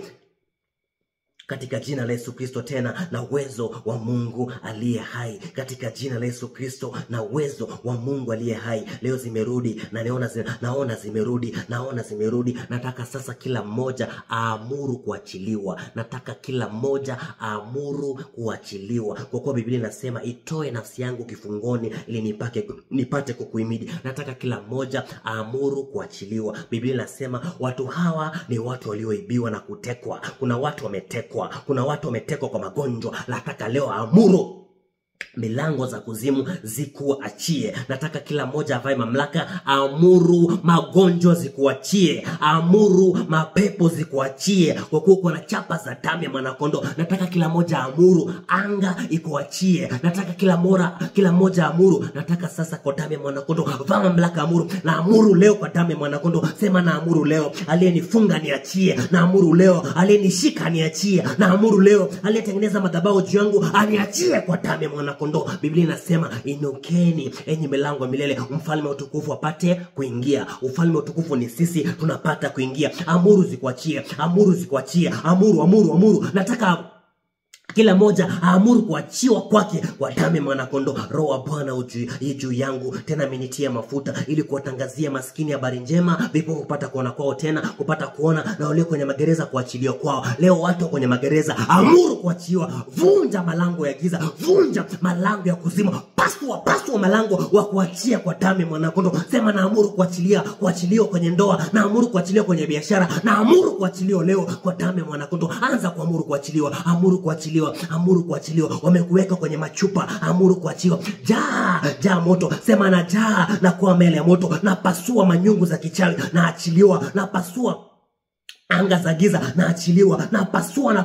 Jaa kwa damu ya mwana kondoo. Sema na jaa na kuwa moto. Na jaa na kuwa moto inayoteketeza kulia, inayoteketeza kushoto. Na jaa kwenye anga ya giza, na jaa kwenye manyumba ya giza, na jaa kuzimu. Leo wataniachia kwa moto wa damu ya mwana kondoo. Amuru kuachiliwa, amuru kuachiliwa, amuru wa kuachia kwa damu ya mwana kondoo. Amuru kuachia, achia. Amuru wa kuachia. Waambie niachie, asema Bwana wa mabwana, niachilie huru, maana Yesu amekuja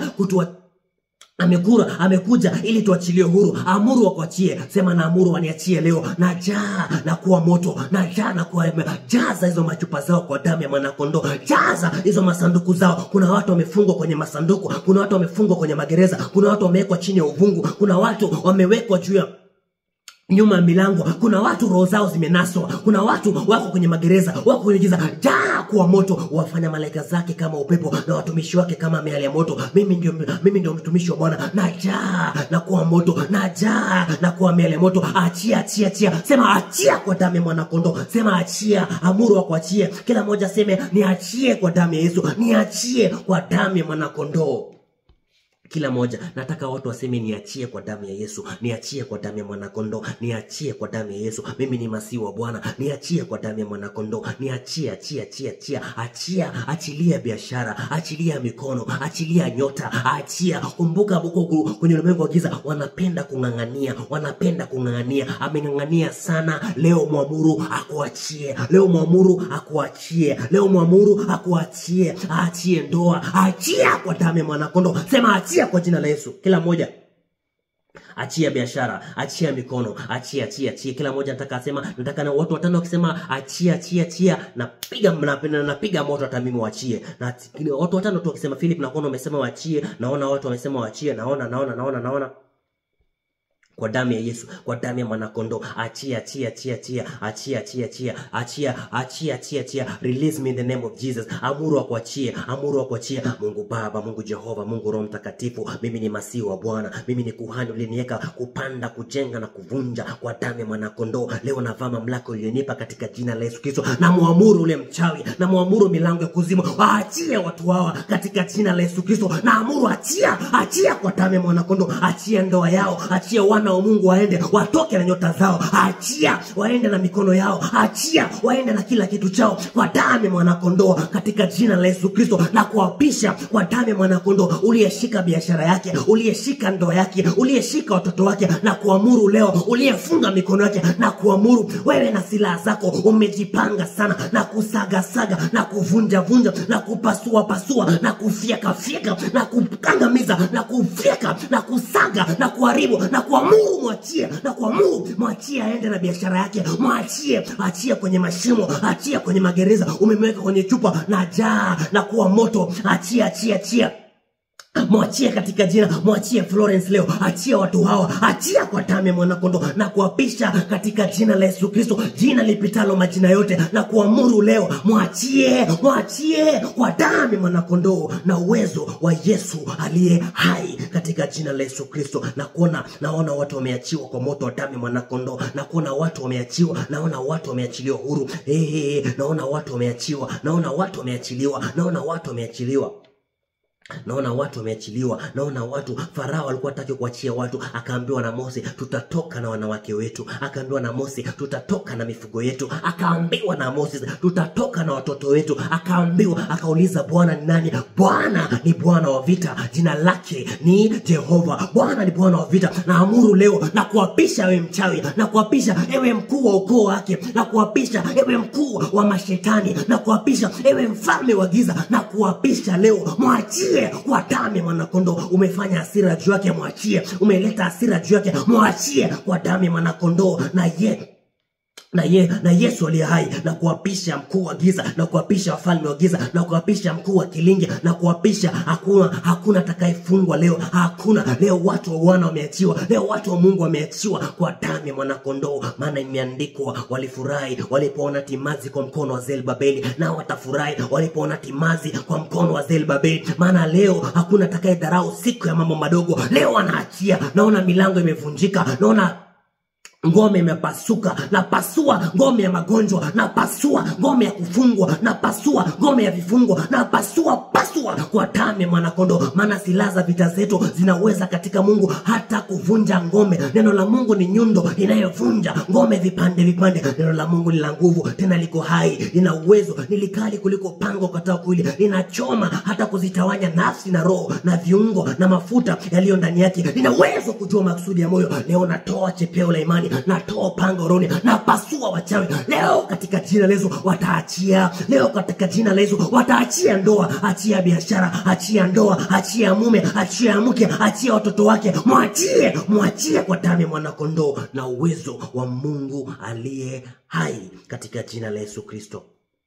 Naona watu wameachiwa kwenye magereza, naona watu wameachiliwa kwenye mashimo, naona watu wameachiliwa, wana wa Mungu wameachiliwa, wana wa Mungu wameachiliwa. Alikuwa anauliza Mungu ni nani? Nimemjibu mimi kama kuhani wa Bwana. Bwana ni Bwana wa vita, jina lake ni Yehova. Alikuwa anauliza, je, atatoka tu atuachie watoto? Tunasema leo tunatoka na watoto wetu. Atatoka tu aache nyota, leo tunatoka na nyota zetu. Atatoka tu aache biashara, leo tunatoka na biashara zetu. Atatoka tu anauliza unajiuliza, ni kweli ametoka, lakini mbona anatoka na biashara? Leo tunatoka na kila kitu. Anza kutoka sasa. Sema natoka na nyota yangu, natoka na biashara yangu, natoka na watoto wangu. Kila mmoja toka na vitu zako. Toka, amekuweka kwenye kifungo, toka na kila kitu chako. Sema natoka na nyota zangu, nyota yangu ya akili naidai, nyota yangu ya macho naidai, natoka nayo. Kwenye ulimwengu roho kuna huruma, wachawi hawana huruma, na wewe usio na huruma. Thou shall not suffer to let a witch live. Basi patikane kwetu mtu apitishaye mtoto wake kwa moto. Basi patikane mchawi ama mganga. Basi patikane yule arogaye kwa kupiga mafundo. Sema natoka na vitu zangu. Amekupiga mafundo, pasua mafundo. Toka na kila kitu chako. Toka. Sema natoka na dhahabu zangu, natoka na silaha zangu, natoka kwa damu ya mwanakondoo. Natoka maana kuna mema ambaye Mungu amekuandalia. Kuna mema ambaye Mungu anataka uyapate. Toka na familia yangu, natoka na mke wangu, natoka na Emily, natoka na Malemba, natoka na nyota zake, natoka na Violet, natoka kwa damu ya mwanakondoo. Kila mmoja natoka na Ann, toka. Sema natoka kwenye vifungo, natoka kwa damu ya mwanakondoo. Toka na kila kitu chako. Toka nazo. Toka kwa damu ya mwanakondoo.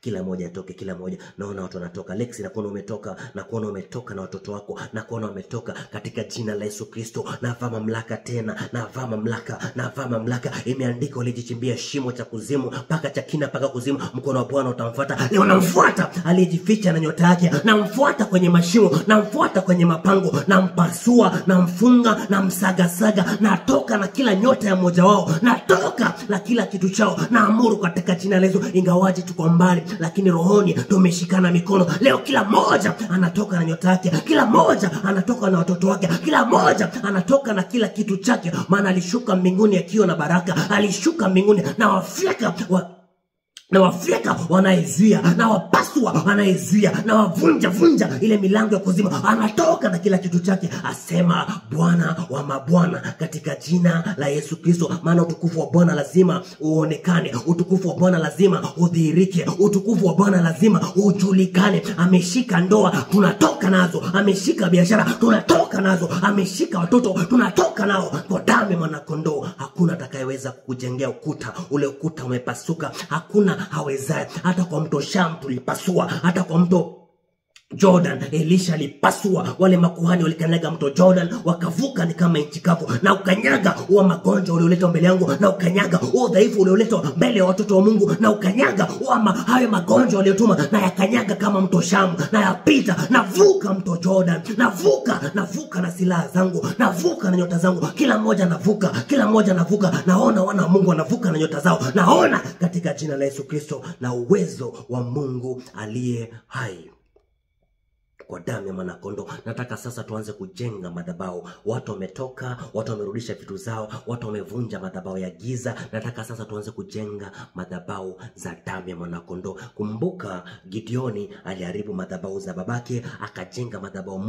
madhabahu za Mungu, akatoa kafara. Sisi kafara yetu ni damu ya mwanakondoo. Tumekombolewa kwa damu ya Yesu, tumekombolewa kwa damu ya mwanakondoo. Sisi ndio wenye mamlaka. Nataka tuanze kujenga, kujenga madhabahu. Maliza, take your time. Vunja, haribu. Najua bado kuna watu bado wanavunja, wanaharibu. Take your time. Vunja, haribu, teketeza, angamiza. Vaa mamlaka. Wewe vunja. Mkiwa ready kujenga, niambieni tujenga. Mkiwa ready, sema tuko ready, tuanze kujenga madhabahu. Kama uko ready, nataka watu, na kama uko ready, endelea. Take your time. Kuna watu vitu mingi vimeibiwa. Kuna watu wameibiwa sana. Kuna watu, naona watu wako ready. Emily, na kuona umesema amen. Mikani, naona umesema amen. Naona Uskan umesema you ready. Naona watu wasema tuko ready. Naona watu wako ready. Nataka kwanza tuwakaribishe malaika wa Mungu. Malaika wa Mungu ndio mashahidi wetu kwenye madhabahu yetu. Watakatifu wa Mungu ndio mashahidi wetu. Mashetani wanaendaga pale kuwa mashahidi. Wachawi ile kundi lao linaendaga kuwa mashahidi. Leo tuko katika uwepo wa damu ya mwanakondoo. Malaika wa Bwana hufanya matuo kuwalinda wale wa mchao. Nasema kila mmoja vaa mamlaka. Nataka uproclaim leo, nimejengwa kwa mwamba imara. Kila mmoja sema nimejengwa kwa mwamba imara. Si lazima uandike Nimejengwa. Wewe sema hata kama nimejengwa, sema nimejengwa, ama sema mwamba. Nimejengwa kwa mwamba imara. Alafu tujenge biashara kwa madhabahu mapya. Tujenge ndoa kwa madhabahu mapya. Tujenge kwa damu ya mwanakondoo. Haya, vaa mamlaka kila mmoja, vaa mamlaka. Najenga biashara yangu kwa damu ya mwanakondoo. Naijenga kwa madhabahu mapya ya damu ya Yesu. Naika malaika ulinzi. Najenga biashara, jenga ndoa, jenga maisha yako, jenga future yako. Jijenge kwa damu ya mwanakondoo. Jenga. Ukijenga, hiyo ndo madhabahu unajenga. Ukijenga, hiyo ndo madhabahu unajenga. Ukijenga, hiyo ndo madhabahu ya Bwana. Wewe ndio mwamba ambaye kala Bwana limejengwa. Jenga sasa, jenga biashara kwa mwamba imara. Jenga kwenye madhabahu, ijenge kwenye madhabahu ya damu ya mwanakondoo. Najenga ndoa yangu, najenga huduma yangu, najenga kanisa langu, najenga watu wangu, najenga kwa damu ya mwanakondoo. Kila mmoja ajijenge, kila mmoja jenga, usiogope. Jenga. Naita malaika, kila nayejenga natuma malaika wa Mungu afanye matuo, akuwe kama shahidi. Kila nayejenga natuma malaika sasa, naamuru malaika aende kuwe shahidi. Anajenga biashara, namuona amejenga ndoa, namuona amejenga future, naona amejenga watoto wake. Naona watu wanajenga kwa damu ya mwanakondoo.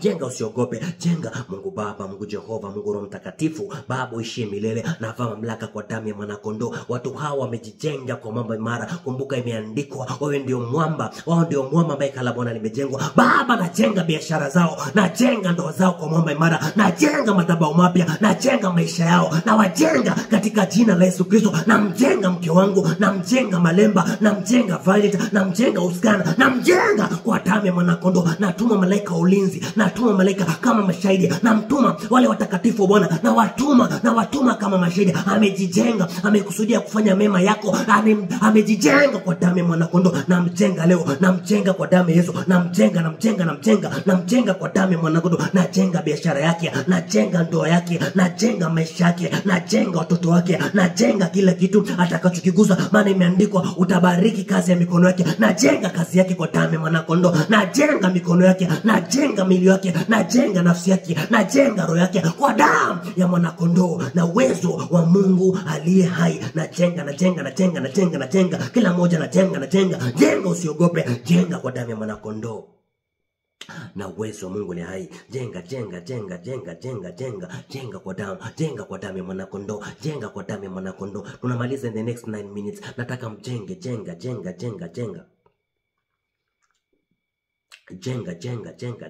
Kikao kimeharibika, tumejijenga kwa damu ya Yesu. Nataka sasa after kujenga, nataka tuingie kwenye step nyingine ya kwanza kuomba anything that you want.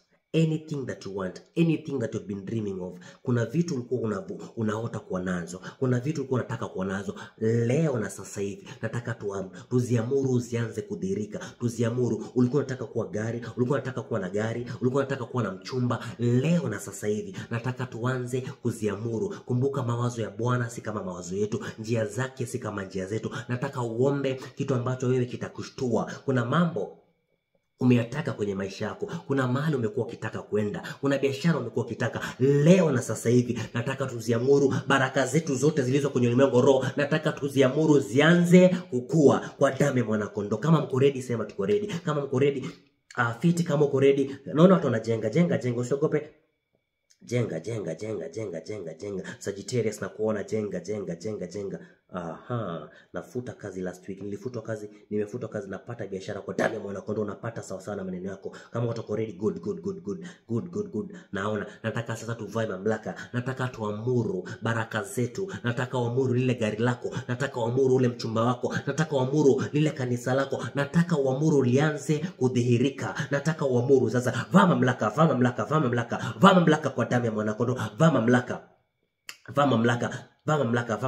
Nataka useme vyote nilivyoviombea, ile ndoa niliyoombea, ile biashara niliyoombea, ile kazi niliyoombea, nataka sasa ianze kumanifest, na iamuru kwa damu ya mwanakondoo ianze kudhihirika sasa, leo na sasa hivi. Leo imeandikwa kwa Biblia, Mungu alitengeneza siku nyingine akaita leo, na sisi leo, usiku wa leo nataka vitu zianze kudhihirika. Nimebarikiwa mimi Alex kwa baraka zote kwenye ulimwengu. Vaa mamlaka sasa, vaa mamlaka. Sema navaa mamlaka kwa damu ya mwanakondoo. Naamuru ile ndoa yangu ianze kudhihirika. Naamuru ile kazi yangu ianze kudhihirika. Naamuru baraka zangu zianze kudhihirika. Naamuru ianze kudhihirika. Biashara ianze kudhihirika. Ndoa ianze kudhihirika. Kazi ianze kudhihirika. Amuru, amuru, amuru, amuru, amuru, amuru kwa damu ya mwanakondoo. Command it to manifest. Command it to manifest. Command it to manifest. Usiogope, usiogope, usiogope, usiogope, usiogope. Kama uliombea, kama ni gari unalitaka, amuru lianze kutokea. Kwenye ulimwengu roho kuna vitu vinaanza kutokea. Kuna vitu vinaanza kutokea. Kuna vitu zinaanza kutokea. Hakuna atakayezuia. Vaa mamlaka, amuru. Chochote unachokiombea, amuru kitokee. Chochote unachokiombea, amuru kianze kutokea. Nataka muamuru, alafu nitafunga kwa maombi hapo. Nataka muamuru, amuru kama ni biashara ianze kutokea. Kama ni nini ianze kudhihirika. Kama nasikia kusimama lakini acha niketi tu. Kama ni vitu zianze kudhihirika. Kama ni ndoa ianze kudhihirika. Amuru, amuru, amuru, amuru, amuru usiogope. Amuru usiogope. Amuru, amuru, amuru, amuru, amuru baraka zako zianze kudhihirika kwa damu ya mwanakondoo. Amuru, amuru. In 1 minute nataka watu amuru. Nataka watu amuru. Nataka watu amuru. Tumerudisha vitu lazima zimanifest. Lazima kwenye ulimwengu wa roho zimanifest. Kuna watu baraka zako utazipata leo. Kuna watu ndoa yako itakuwa leo. Kuna watu kesho. Kuna watu naona watu. Kuna watu next week naona itakuwa. Kuna watu, kuna mambo Mungu anavunja. Kuna mambo Mungu anaharibu. Kuna milango Mungu amefungua, lakini lazima tuombe sisi zianze kudhihirika. Anza. Sema naamuru zidhihirike.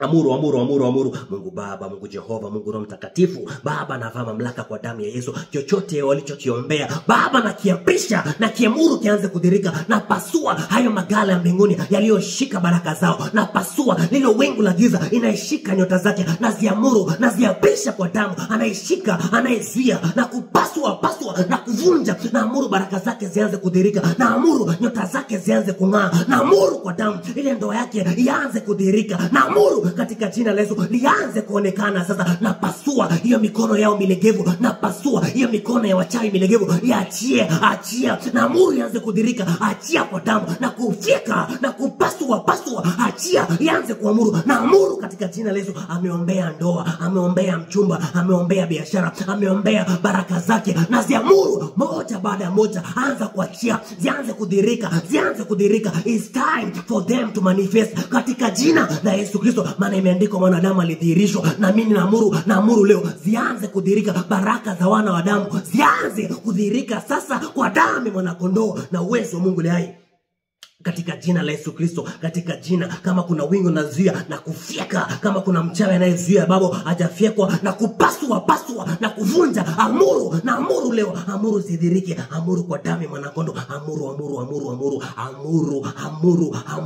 amuru zidhirike, imeandikwa tabisha mlango utafunguliwa. Mlango umefunguliwa lakini mbona upati ndoa? Kama mlango umefunguliwa lakini mbona upati biashara? Amuru, na amuru katika jina la Yesu Kristo. Aliombea ndoa, na amuru ipatikane. Aliombea safari, na amuru ifunguke. Aliombea biashara, na amuru ifunguke sasa. Na amuru kwa damu ya mwanakondoo katika jina la Yesu Kristo na uwezo wa Mungu hai. Katika jina la Yesu Kristo na uwezo wa Mungu hai. Katika jina la Yesu Kristo na uwezo. Maana upanga wa Gideoni umezunguka, upanga wa damu ya mwanakondoo umezunguka. Mkate wa shairi umepiga kambi za waganga. Ule mkate wa shairi umevunja mavazi za kichawi. Amuru, na amuru zidhirike sasa. Na amuru ana alichokiombea, na amuru kidhirike. Malemba alichokombea, Wangui alichokiombea, na kiamuru kidhirike kwa damu ya mwanakondoo. Na achilia upanga upasue mikono milegevu ya wachawi. Na achilia upanga uwafyeke kwa tauni kwa damu ya mwanakondoo. Na angusha umaskini 1000 upande wa kushoto, na angusha magonjwa 1000 upande wa kulia. Mabaya yatampata yeye, wala tauni haitakaribia imani mwake katika jina la Yesu Kristo na uwezo wa Mungu aliye hai. By the blood of Jesus, katika jina la Yesu Kristo. Kila moja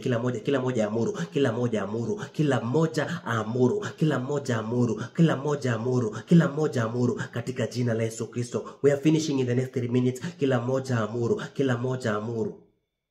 kwa damu ya mwanakondoo. Mungu Baba, Mungu Jehova, Mungu Roho Mtakatifu, Baba asante kwa kila kitu ambacho kimerudi. Navaa mamlaka tena Jehova. Kama kuna madhabahu ambayo imebaki, kama kuna madhabahu imejificha, kama kuna madhabahu ambayo Baba inatengenezwa wakati tumevunja, Baba nakifuata, maana wana tabia ya kutangulia, na watangulia leo na wafuata aliyetengeneza madhabahu juu yao, na yapasua na yasaga, na teka nyara fikra zao, na teka nyara mawazo yao, naziangusha, maana imeandikwa, fanya shauri nalo litabatilishwa.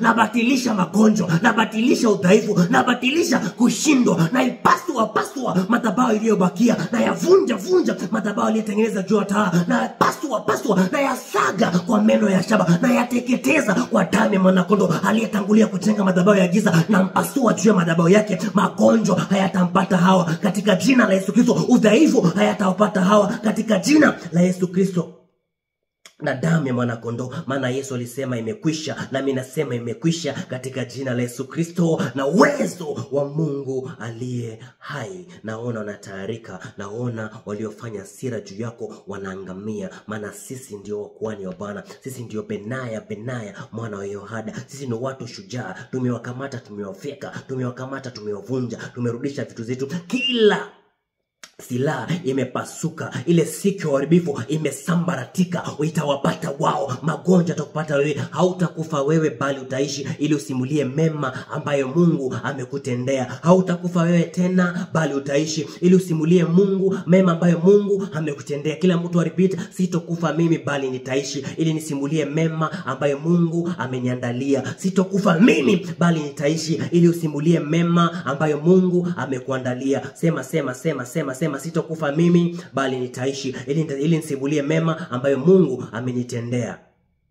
Sitokufa mimi bali nitaishi, ili nisimulie Mungu mema ambayo Mungu amenitendea. Maana umefichwa chini ya uvuli wa mbawa za Kristo. Umefichwa chini ya uvuli ya mbawa za Kristo, kwa damu ya mwanakondoo na uwezo wa Mungu aliye hai. Kwa damu ya mwanakondoo na uwezo wa Mungu aliye hai.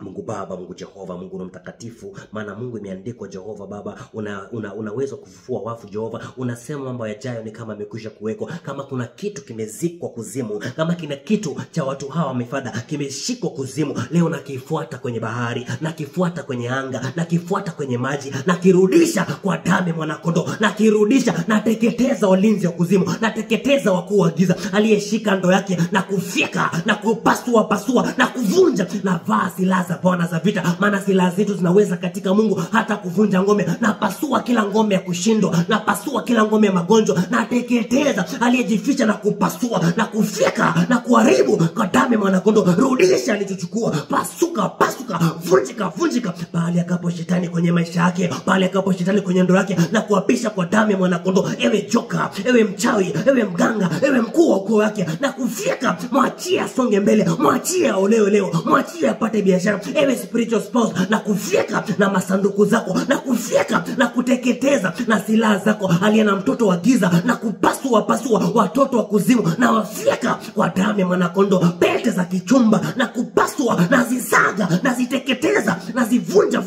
zinakuwa sakafu la kusagia ngano. Leo wataachia, wanakuwa kama makapi mbele ya macho yangu, katika jina la Yesu Kristo. Naeka ulinzi juu ya watoto hawa, naeka ulinzi wa damu ya mwanakondoo, naekea ulinzi, hakuna atakayewagusa. Naeka ulinzi leo na sasa hivi, anajaribu kumgusa, na amuru ardhi ifunguke, imezi angala hai kwa damu ya mwanakondoo. Hautashika biashara yao, hautashika watoto wao, hautashika ndoa zao, hautamshika Lucy, hautamshika Mwikali, hautamshika Oscar, hautamshika Malemba, katika jina la Yesu Kristo na uwezo wa Mungu aliye hai. Maana sisi ni washindi zaidi ya washindi katika yule atupendaye. Baba, nimeomba haya kwa kuamini, kila moja amen kubwa. Ukisema amen inakuwa sawasawa na vile ulivyosema wewe, kwa kuwa imeandikwa, alaaniwe mtu ule anayeshika mipaka ya ndugu yake. Kuna mtu ameshika mipaka yako. Biblia inasema katika kitabu cha Ayubu, anayeshika mipaka, anaondoa mipaka, anaiba kundi kutokea pale. Anashika mpaka wako, anatengeneza madhabahu, anakuibia biashara. Leo ametayarika na kuaibika.